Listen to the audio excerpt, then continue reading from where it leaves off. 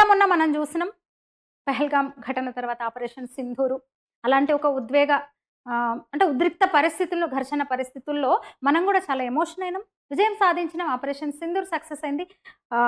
పాకిస్తాన్‌కు చావు దెబ్బ తిన్నది పాకిస్తాన్ చెప్తలేదు, బయటపడతలేదు గానీ, సిగ్గులేని ఆ దేశం ఎంత నష్టపోయిందో అసలు. చావు దెబ్బ కొట్టిండ్రు మన వాళ్ళు, మన త్రివిధ దళాలు, మన ఆర్మీ.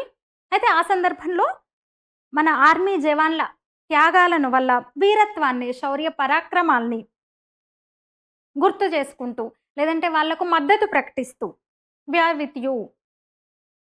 వి సపోర్ట్ ఇండియన్ ఆర్మీ. ఇట్లా మనం రకరకాలుగా చాలామంది అంటే భారతీయులు వేలల్లో లేఖలు రాశారు. అంటే పేపర్ మీద పెన్ను బట్టి రాయడమే కాక అట్లా కూడా రాశారు.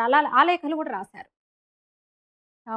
పోస్ట్ ద్వారా పంపించారు ఆర్మీకి. మీ వెంట మేమున్నాము. ఏం చేస్తాం అంతకన్నా ఏం చేయగలం చెప్పండి మనం? ఏం చేసినాం నిన్న మొన్ననే కదా కోరుకున్నాము. మన వైపు ఎవరు, మన జవాన్లు ఎవరు చనిపోవద్దు. ఒక్క జవాన్ను కూడా మనం నష్టపోవద్దు. మనం విజయం సాధించాలి. మన సత్తా చాటాలి ప్రపంచంలో.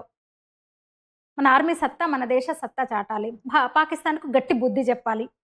యుద్ధం జరగాలి, ఆ దేశం ఓడిపోవాలి. కానీ మన వాళ్ళకి ఏం కావద్దు, మనం విజయం సాధించాలి. భారత్ ఎప్పటికీ పరాజిత కాదు, భారత్ ఎప్పటికీ విజేతనే. ఇప్పుడు కూడా విజయం సాధించాలి అన్నట్టుగానే పాకీలను చిత్త కొట్టులు కొట్టారు. కుక్కను కొట్టినట్టు కొట్టారు మళ్ళొకసారి.